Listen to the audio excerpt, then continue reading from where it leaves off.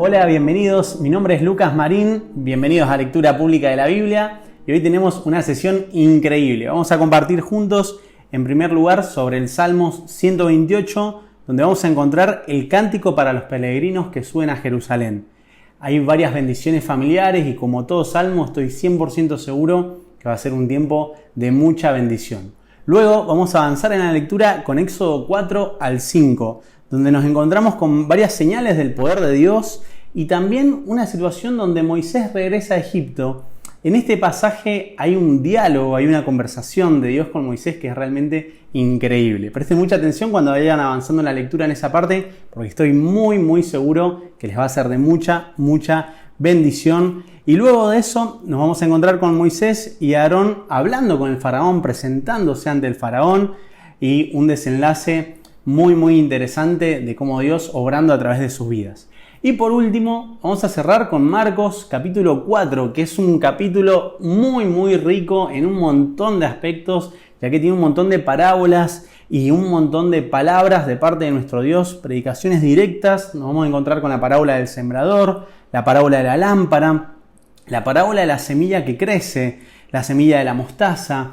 Cada una de estas parábolas tiene un significado muy particular. Estoy seguro que se van a abrir diálogos muy interesantes a medida que vayan profundizando en la palabra o que Dios va a hablarte a vos directamente mientras estés avanzando en la lectura.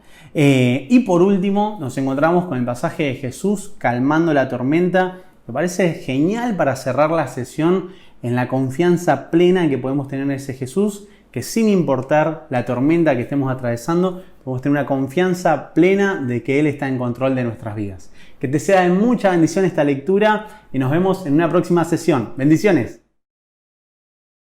El libro de Salmos, capítulo 128. Qué feliz es el que teme al Señor, todo el que sigue sus caminos. Gozarás del fruto de tu trabajo. ¡Qué feliz y próspero serás! Tu esposa será como una vid fructífera, floreciente en el hogar. Tus hijos serán como vigorosos retoños de olivo alrededor de tu mesa. Esa es la bendición del Señor para los que le temen. Que el Señor te bendiga continuamente desde Sión. Que veas prosperar a Jerusalén durante toda tu vida. Que vivas para disfrutar de tus nietos. ¡Que Israel tenga paz!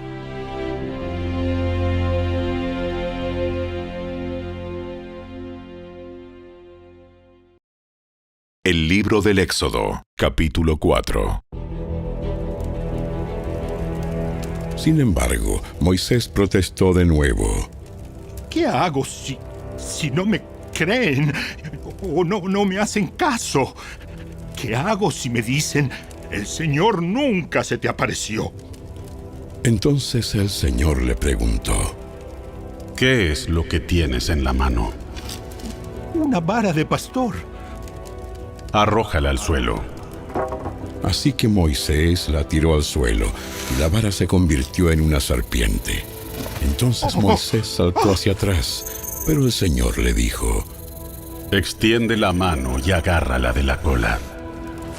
Entonces Moisés extendió la mano y la agarró, y la serpiente volvió a ser una vara de pastor. Realiza esta señal, y ellos creerán que el Señor, el Dios de sus antepasados, el Dios de Abraham, el Dios de Isaac y el Dios de Jacob, de veras se te apareció. Luego, el Señor le dijo a Moisés: Ahora mete la mano dentro de tu manto. Entonces Moisés metió la mano dentro de su manto, y cuando la sacó, la mano estaba blanca como la nieve, afectada por una grave enfermedad de la piel. Ahora vuelve a meter la mano dentro de tu manto. Así que Moisés metió la mano de nuevo, y cuando la sacó estaba tan sana como el resto de su cuerpo. El Señor le dijo a Moisés: Si no te creen ni se convencen con la primera señal milagrosa, se convencerán con la segunda. Y si no te creen ni te escuchan aún después de estas dos señales, Entonces recoge un poco de agua del río Nilo y derrámala sobre el suelo seco. En cuanto lo hagas, el agua del Nilo se convertirá en sangre sobre el suelo. Pero Moisés rogó al Señor: Oh, Señor, no tengo facilidad de palabra, nunca la tuve. Ni siquiera ahora que tú me has hablado. Se me traba la lengua y se me enredan las palabras. Entonces el Señor le preguntó: ¿Quién forma la boca de una persona? ¿Quién decide que una persona hable o no hable? Que oiga o no oiga. Que vea o no vea. ¿Acaso no soy yo el Señor? Ahora ve, yo estaré contigo cuando hables y te enseñaré lo que debes decir. Pero Moisés suplicó de nuevo: Te lo ruego, Señor. Envía a cualquier otro. Entonces el Señor se enojó con Moisés y le dijo: De acuerdo. ¿Qué te parece tu hermano Aarón, el levita? Sé que él habla muy bien. Mira, ya viene en camino para encontrarte y estará encantado de verte. Habla con él y pon las palabras en su boca. Yo estaré con los dos cuando hablen y les enseñaré lo que tienen que hacer. Aarón será tu vocero ante el pueblo. Él será tu portavoz. Y tú tomarás el lugar de Dios ante él al decirle lo que tiene que hablar. Lleva contigo tu vara de pastor y úsala para realizar las señales milagrosas que te mostré. Luego Moisés volvió a la casa de Jetro, su suegro, y le dijo: Por favor, permíteme volver a Egipto para visitar a mis parientes. Ni siquiera sé si todavía viven. Ve en paz. Antes de que Moisés saliera de Madián, el Señor le dijo: Regresa a Egipto, porque ya han muerto todos los que querían matarte. Así que Moisés tomó a su esposa y a sus hijos, los montó en un burro y regresó a la tierra de Egipto. En la mano llevaba la vara de Dios. El Señor le dijo a Moisés: Cuando llegues a Egipto, preséntate ante el faraón y haz todos los milagros que te he dado el poder de realizar. Pero yo le endureceré el corazón, y él se negará a dejar salir al pueblo. Entonces le dirás: Esto dice el Señor: Israel es mi primer hijo varón. Te ordené: deja salir a mi hijo para que pueda adorarme. Pero como te has negado, ahora mataré a tu primer hijo varón. Rumbo a Egipto, en un lugar donde Moisés se detuvo con su familia para pasar la noche, el Señor enfrentó a Moisés y estuvo a punto de matarlo. Pero Séfora, la esposa de Moisés, tomó un cuchillo de piedra y circuncidó a su hijo. Con el prepucio tocó los pies de Moisés y le dijo: Ahora tú eres un esposo de sangre para mí. Cuando dijo un esposo de sangre, se refirió a la circuncisión. Después de ese incidente, el Señor lo dejó en paz. Ahora bien, el Señor le había dicho a Aarón: Ve al desierto para encontrarte con Moisés. Así que Aarón fue a encontrarse con Moisés en el monte de Dios y lo abrazó.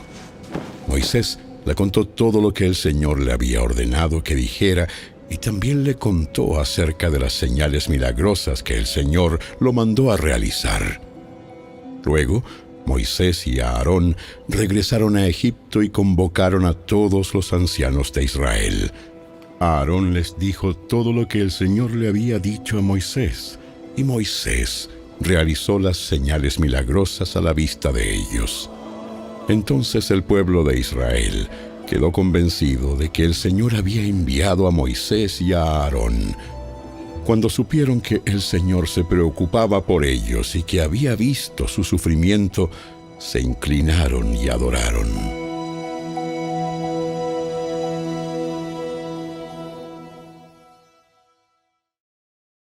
El libro del Éxodo, capítulo 5.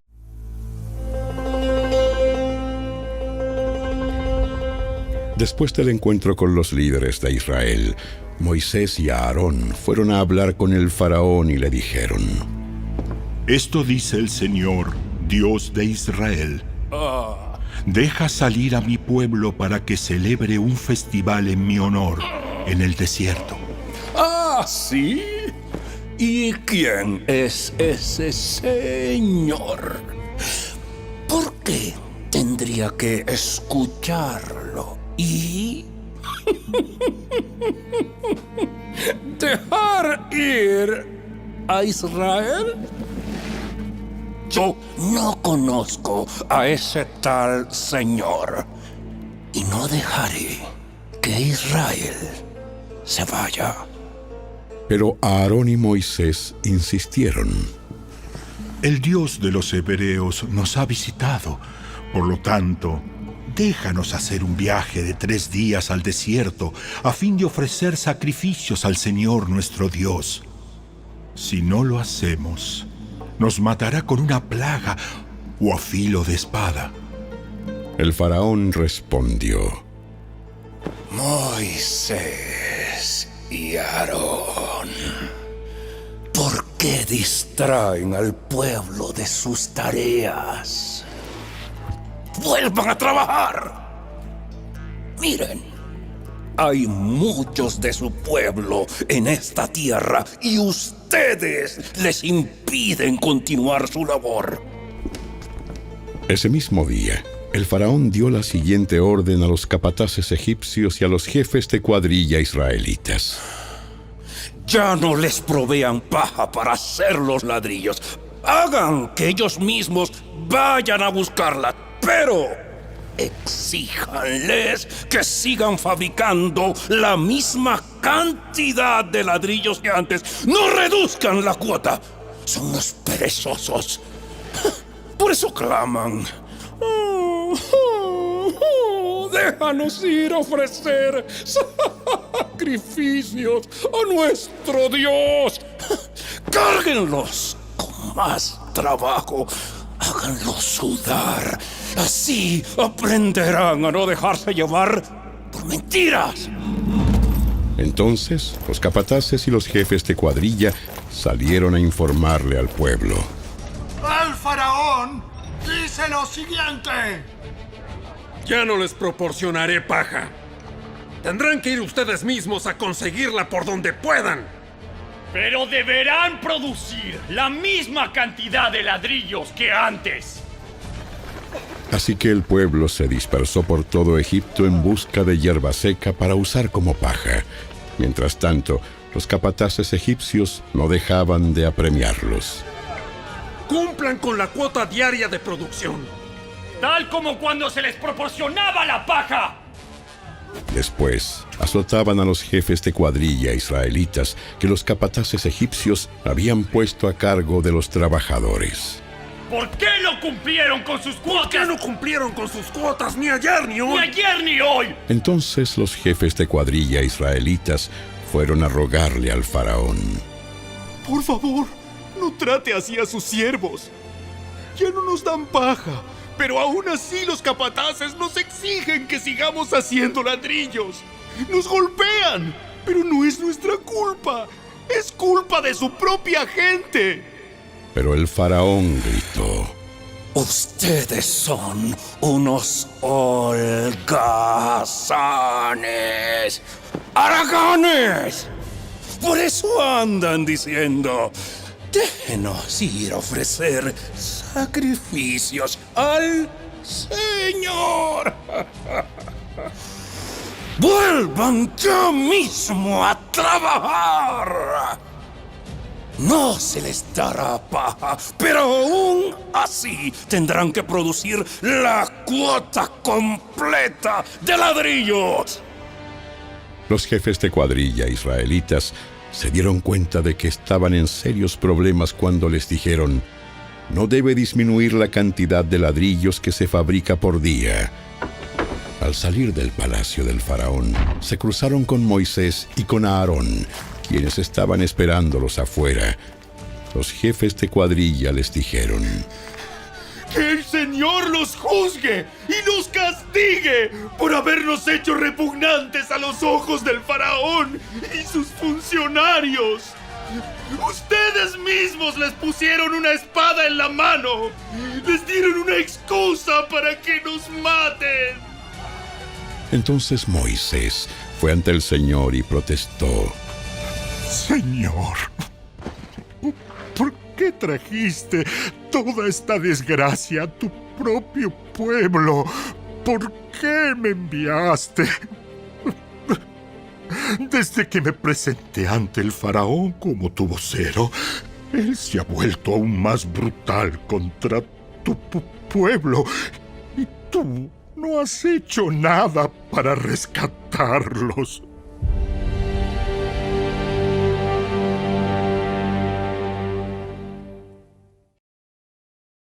El Evangelio según Marcos, capítulo 4. Una vez más, Jesús comenzó a enseñar a la orilla del lago. Pronto se reunió una gran multitud alrededor de él, así que entró en una barca. Luego se sentó en la barca, mientras que toda la gente permanecía en la orilla. Les enseñaba por medio de historias que contaba en forma de parábola, como la siguiente.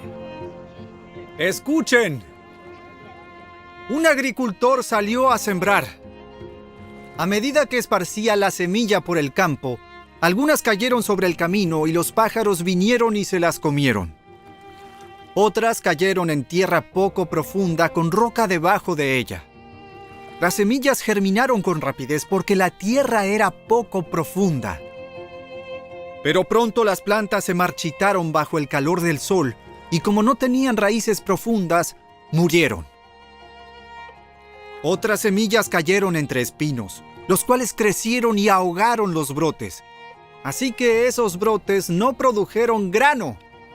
Pero otras semillas cayeron en tierra fértil y germinaron y crecieron, y produjeron una cosecha que fue 30, 60 y hasta 100 veces más numerosa de lo que se había sembrado.